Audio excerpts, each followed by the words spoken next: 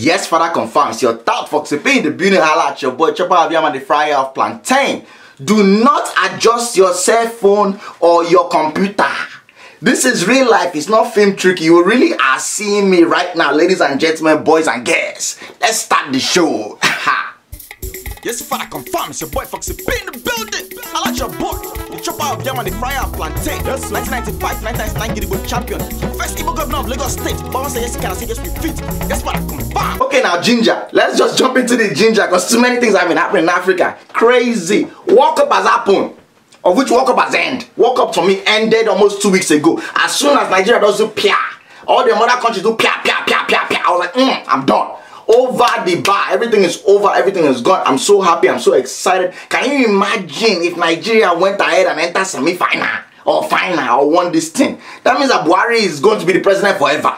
Because you know Nigeria, they always want to come out and be like, You know that in the northern Nigeria, we've been having all kinds of situations with the desert. The desert has been encroaching, but this year rain fell, and that rain that fell is because the president did something that made the rain to fall. So because of that, you have to give that president the power, because once you leave now, you know that thing will not be dry. Or they'll be like, you know, during PDP time, we had over like 300,000 people died in road accidents.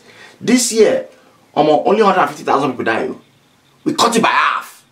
50% of accidents were saved by the new president, confirmed. I'm telling you. So even me myself, as sad that I was, that Nigeria has just, on top of that whole Walk Up parole, I was still excited, my brothers and sisters. I was happy. Because if anything small should just happen, that seems like it's a good thing that's happening for us, all of a sudden, from a political perspective, they will come and do what? They will take all the gratitude, confirmed. So we cannot let that happen. So me myself, I believe deep down inside that those boys, they look at it and say, this Argentina, we can beat them all. But we know say if we beat them like this, Nigeria will go better. So you know what? Fuck it. That's why you now play the penalty to throw in. On a more serious note, ladies and gentlemen, you know, I got the news that our captain, Mike, his father was kidnapped. Can you imagine that kind of cold-heartedness? You know, to me personally, I'm thinking about all this kind of thing. I'm like, damn. Your father was kidnapped. And it's not even the kidnappers that call him, or his family members that call him, telling him that his father was kidnapped. Could they not have waited 8 to 12 hours? What is the use of telling this young man? I mean, that kind of thing. That's why it's good for you to have a strong wife. Because, ladies and gentlemen, let me be very honest with you. Behind every successful man is a very, very strong woman, confirmed. Because think about it now. If it was any other man that has a strong wife, not saying anything about Mika's wife, I don't really know her like that. I just know that she's a Russian baby, that her father has money, die, and she born twins, confirmed. Which you can tell you that, you know, Mika being a football player, you know those boys, they don't even have stomach. What they have is abdomen, confirmed. 6-pack, 8-pack, 16-pack, confirmed. So of course, when they give you like this from the front, from the back, what he did was given a double barrel. When you do missionary and doggy in the same night, like that's how you people born twins, confirmed. I've been trying it. But we'll get back to that one. Ladies and gentlemen, if you have a strong woman, just imagine now, forget about Barack Obama being the former president. Imagine if Barack was just a regular somebody. Maybe he's just someone that's, you know, maybe he has a business where he's selling corn.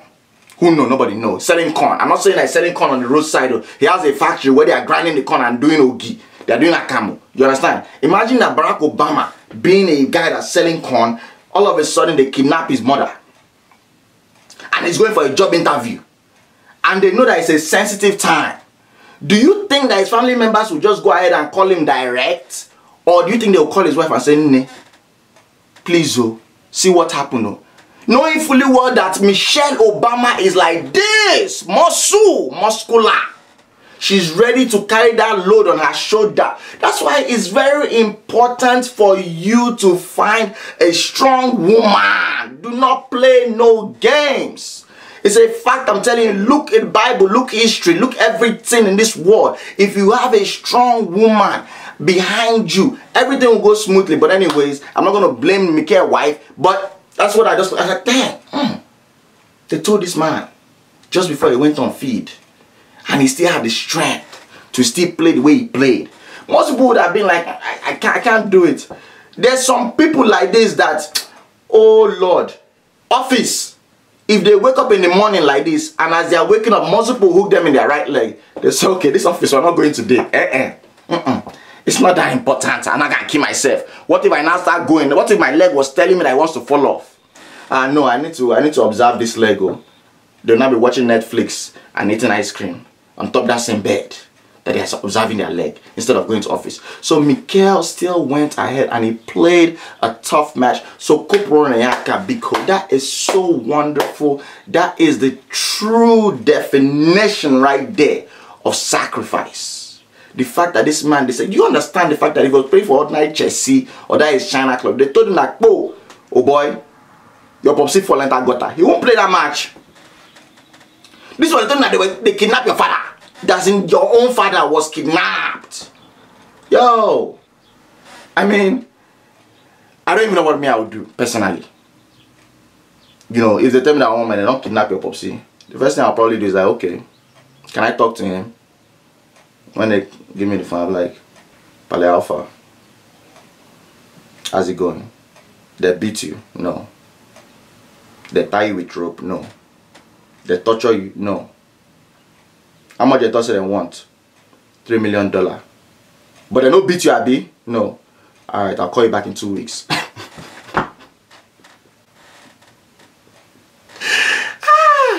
I'm just being honest. But you know, thank God that everything got solved and everything went better. Sad news as well. We had the news from Dbanj, Coco Master. His pikin fell into the swimming pool in their house and you know, they became mud. Now, you know, Nigerians, you know, we're always, that's just one of the sad things about social media. As soon as people hear that Dbanj became mud, what's the first thing they came and did? Which is so, it just tells you how sexist our society is. The first thing was, where was the mother? He has gone to get married slave queen. You see, instead of people to get married wife that can be there, that if you go to get marry a wife from the village, she will still be giving that pikin breast. And once that pikin is nowhere around her, she will be like, hey, my breast is empty. Where's my pikin? Oh, she now follow. But look at you now. I was like, dang. Regardless of wife, when somebody is going through something that is so painful, even if you yourself, an otakara pikin that's still living in the boys' quarter of your uncle's house in Nnewi, believe that you know better how to take care of a child. You that you have not even taken care of your jam. You have not even entered university. You that your parents are still giving you money to go and buy credit to put on that same phone that you're using to now be pressing, to now be disrespecting somebody who's pikin die. You should have kept your mouth shut. That's what they say when you buy in Sunday school. They say, fame. If you have nothing better to say nothing. Why do we always want to come up and give suggestions in the face of pain and suffering? What do you believe that Dbanj does not know? Do you believe that his wife is not feeling that pain right? That swimming pool, if they can, they will uproot that swimming pool. In fact, they will break the whole house and use all the whole gravel and cover that whole swimming pool if they knew. But they didn't. So who are you? Somebody was telling me that, oh, Foxy, it's because, you know, Nigerians, we don't like to mind our business. I said, no, it's because we are evil. It's wickedness. Because if you're not an evil person, common sense, or at least, about Jesus, the blood of Jesus inside of your soul, we tell you that, my guy, bam, shut the fuck up. Don't say nothing. What are you talking about? Pikin die. One of the saddest things that could ever happen to anybody, any human being. Whether that pikin die as part of a partial birth during pregnancy, the pikin mother inside belly, whether the pikin mother at 1 year old or the pikin mother at 65 years old, as long as the parents are still alive, that's against the order of nature. We're supposed to bury our parents, not our parents burying us. It's one of the first prayer that they pray if you go to a correct traditional naming ceremony. They say, with this water we're pouring on your head, we're using it to let you know that this your father and your mother that are holding you. They will not put you in the ground. You will put them in the ground. Other people that are useless will not be like, oh, God forbid. Who do you want to bury the parents? Is it not the pikin? That's the way it's supposed to be. So it's so sad. So Dbanj, that thing really pained me, man. And you know, in less than a day, Dbanj put up another post and somebody said, look at him. Someone that is pikin just died. He's back on Instagram again. You know, if you start to study Nigerians, you start to understand Christianity. Jesus Christ died. Jesus Christ died on the cross for you people. But it was still not enough. You people have to kill somebody in real life. Confirm. Getting the news from Thailand now. It's not Africa, but I'll bring it home. That the insurance and their coach, they enter inside cave. As they are moving in the cave, they are entering place where they have to crawl, where they have to climb up, they have to crawl, they have to climb up. They walk out all the way 3 miles into the cave. Rain start falling, the water now rising, they're now stuck inside that cave. Now, ladies and gentlemen, boys and girls, I don't know about you, but me myself like this. If I'm driving and I get to a part of the hood where I don't have cell phone service, I don't care what's there, whether it's a girl with swell up breast and big ass. I don't care whether it's a business deal I'm supposed to make $40,000 in one day. I don't care whether it's Bitcoin that they bury. I don't care if it's Pokemon Go that they put there. I will just turn around once my service ends. Confirm. I don't play with that. Because once my cell phone number cannot even tell you where I am, that means that I may have more. That means I might as well be 6 foot under the ground. So what am I doing with my life? Moving in a place where I don't have cell phone signal. Those children should have known better. However, when the Thai government, this is Thailand though, these are the people that we collect rice from. That's the only thing that better than us with too, that we import rice from them. The Thailand government say, those children went where? They enter inside this cave? What? They started looking for them. Ambulances rushing from a Thailand cave to the hospital. 4 of the 12 boys and their coach, trapped for more than 2 weeks, were rescued. At a press conference with the acting governor, cheers and applause. He said the dangerous operation went much better than expected. Rescuers had the 4 soccer players dive out of the cave Sunday morning, each under the watch of diving professionals and Thai Navy SEALs. The cave is largely flooded and diving is the only way in and out. Monsoon flooding had halted efforts until now. The boys range in age from 11 to 16. They and their 25-year-old coach became stranded when they went exploring the cave after a game. My question for you is this. Do you think that any African government would have spent more than 4 hours looking for those children? Go ahead, I'll wait. Do you believe in your spirit that any African government would have taken any amount of time, even ordinary, to bring one bulldozer to come and start digging? They'll be like, who are the parents? It's me, my pikin is there, Tokumbo is there, I don't know what happened.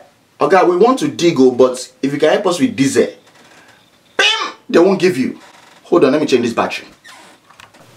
I've changed the battery, but people will not even know. Don't worry about it. Do you think that any African country would have searched? Imagine if that happened in Nigeria. 3 hours at the most, that's how much they will search. Confirm. Even they can bring bulldozer and you can be begging them that, please, oh please, come and help us and dig. They say, who are you? Oh, I'm the one of the parents. My pikin Tokumbo is inside there. He say, your pikin is inside. Okay. Okay, please, just go and bring the bulldozer and come and start digging.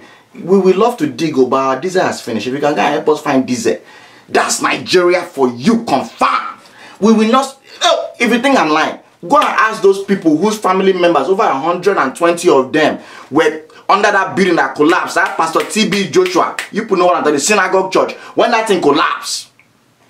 They searched for human beings for only 6 hours. Once it got to darkness, they're like, I never don't take light too. They said, who go on gen now? They can't on gen, they can't use any light. They left the people there. The very next day, they now came.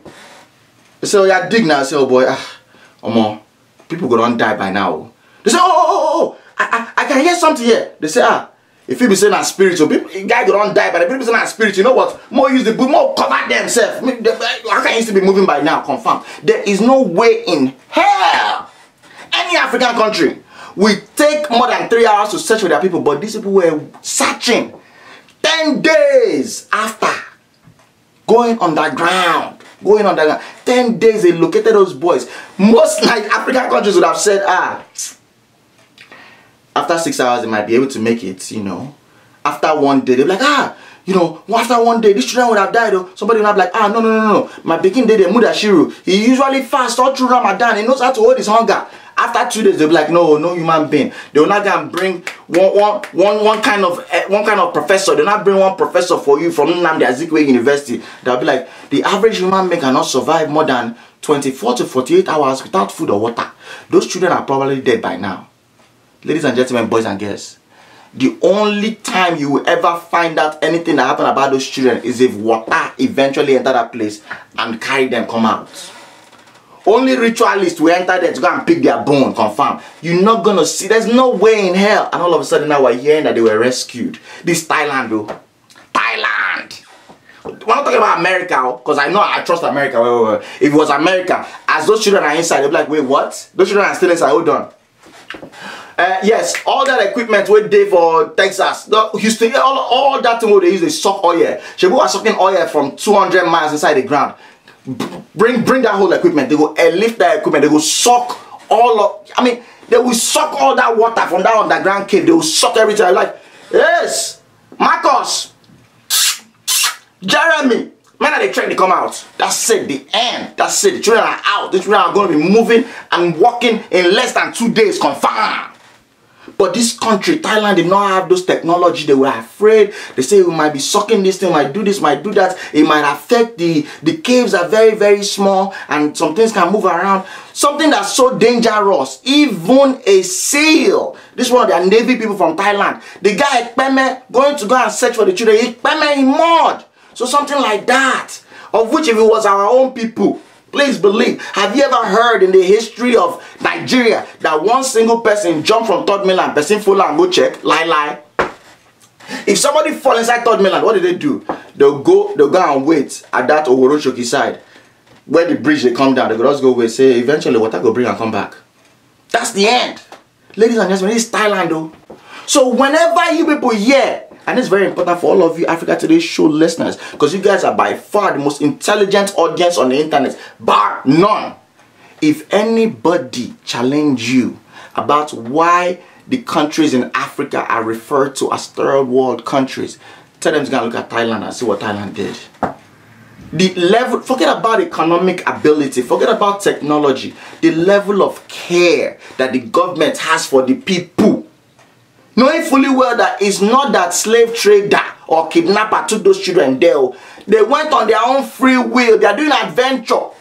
It's almost like Sound of Music now. When Maria took those children to go and, do a dear, a female, dear, hey, I drop off golden song, keke, me, and them, I call myself far, a longer way to run. So, I need to pull and try, keke, far, I need to follow so. Oh Lord, if I keep going in that direction, that's every Saturday evening of my life. I say Saturday evening because we usually start the film in the morning. Sound of Music is the only American Indian movie. You start it in the morning, you finish around 6 p.m. You start it when sun has not come up, and you finish when sun has gone down, confirmed. Please believe there is no way in hell that they would have done anything. Those children went for adventure. Adventure. They'll say, Yoruba people will say, Ikulopa. Now death na kill him. Who knows? Maybe that coach might be a ritualist. He's a kidnapper. He's one that how all these people. Maybe he was trying to use them to do money. Maybe somebody in his family was about to die and they say he wants to come and sacrifice children. That's why you're not gonna pack people children. Confirm. Or they'll say na in fault. Shebi na in no. Na in fault now. Why he enter there? So ladies and gentlemen, that's another degree of definition when you want to talk about what a government is supposed to be doing. I did not hear one single parent pay for petrol. I did not hear one single parent bought credit for any police. In fact, when the parents were gathering at the mouth of that cave, the food that they were eating is the government that came and be feeding them. They didn't pursue them and say, get away! We'll call you when we find your pikin. The parents were eating, they set up bed and everything, like tents and all kinds of stuff. Thailand people were inviting specialists from other parts of the world. Oyibo people, black people, other Asian people. If you don't say, I want to come and help, they'll be like, what's your expertise? People are just sending them video where I spent three hours under water without breathing, without single episode. Please come. Like, what's your own video? I spent 9 months on the Atlantic Ocean. I was just backstroking. And the only time I came up to eat was only salmon. And that salmon, I used to grill it by myself under the water. Like, oh, you know how to live fire underwater. You self come. Any specialty that you have, no expenses, no anything, just come through. We're covering everything, confirm. Ladies and gentlemen, that's what you call a real government. That's what you call government that's serving the people. Government is not just supposed to be there just to be chopping money. Government is supposed to be there that when the people are in need, that's when you know that it's a government. Forget about this thing that we're dealing with, where, in fact, let me tell you, the best kind of government is like the best kind of IT. I talk about IT, I talk about information technology. Pardon the sweat, is the ginger that's in my body, confirm.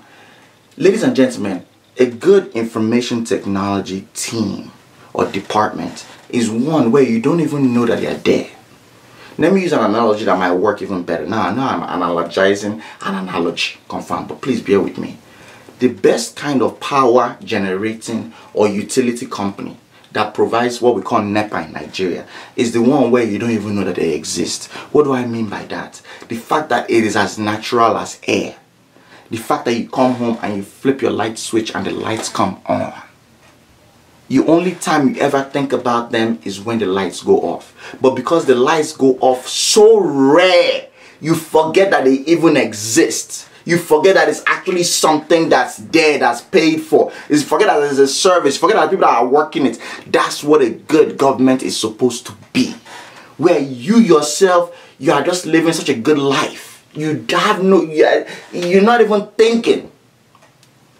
You understand what I'm saying? That's a good government. It doesn't cross your mind. But when you are living in a place where the road is bad, where there is no water, where your children cannot go to school, where armed robbers are killing you every single day, where if you fall into gutter, the fact that you have insurance, it doesn't even cover anything. You're now like, damn, it's a terrible government. You're thinking about the government all the time.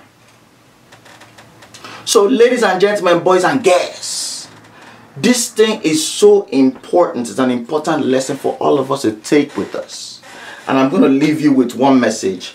I found this very interesting. So, I don't know whether you have experienced this kind of person. You know, there are certain people that they are chairmen, as in they are strong, men or women.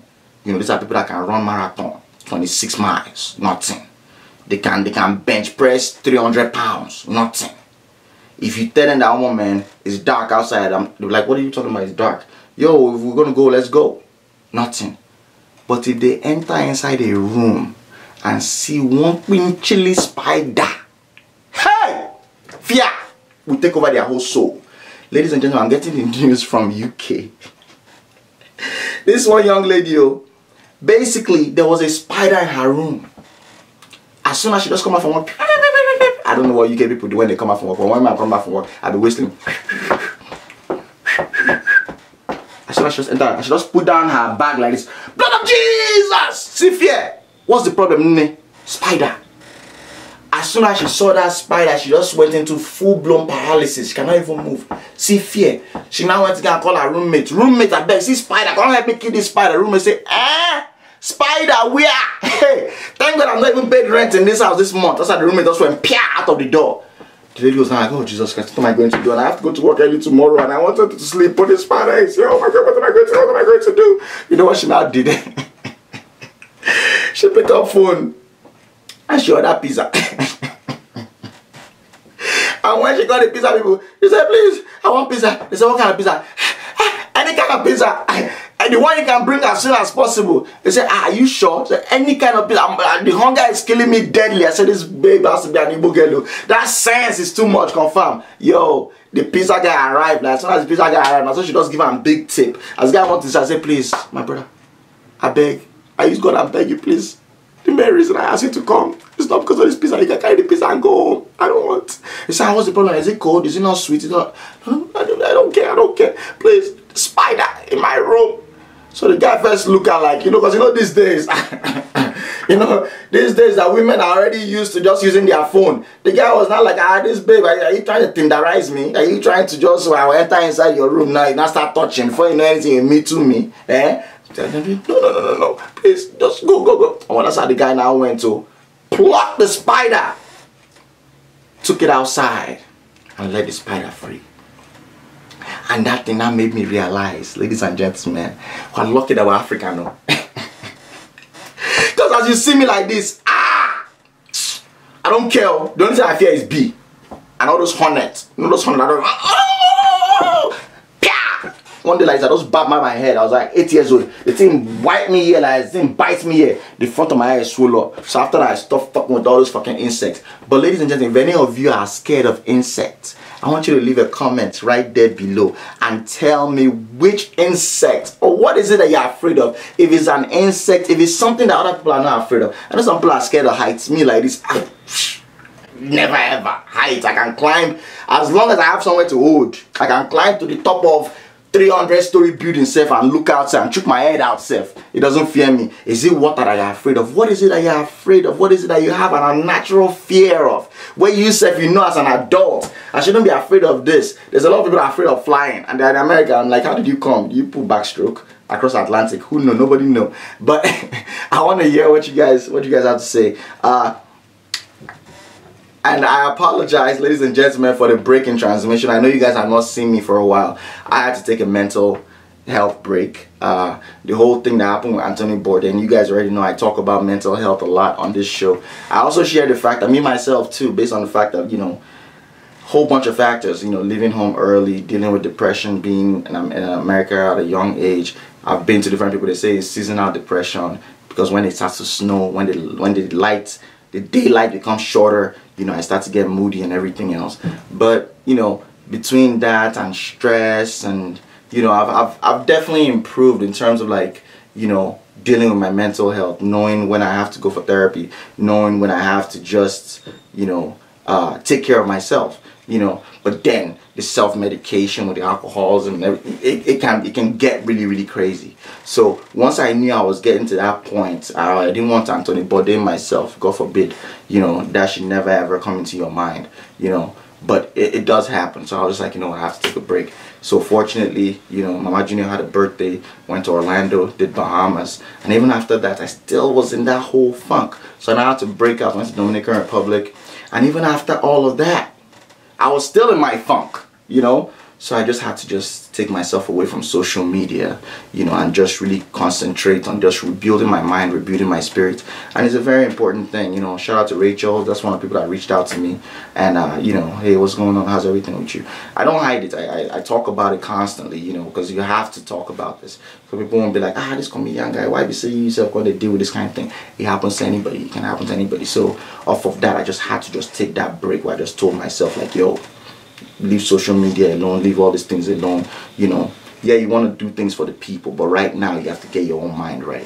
And I'm happy that I was able to do that. So maybe they pray for me, but at the same time, let me keep praying for you. I appreciate all of my die. As we talk whenever we end this show, anything we not die in our vote, and remember, the ginger remains internal. Make sure you leave a comment. Make sure you send me emails, africancomedians@gmail.com. Tell me something amazing. Tell me something that will uplift my spirit. It's very, very important. I need it. Man, I take care. God bless. Ginger.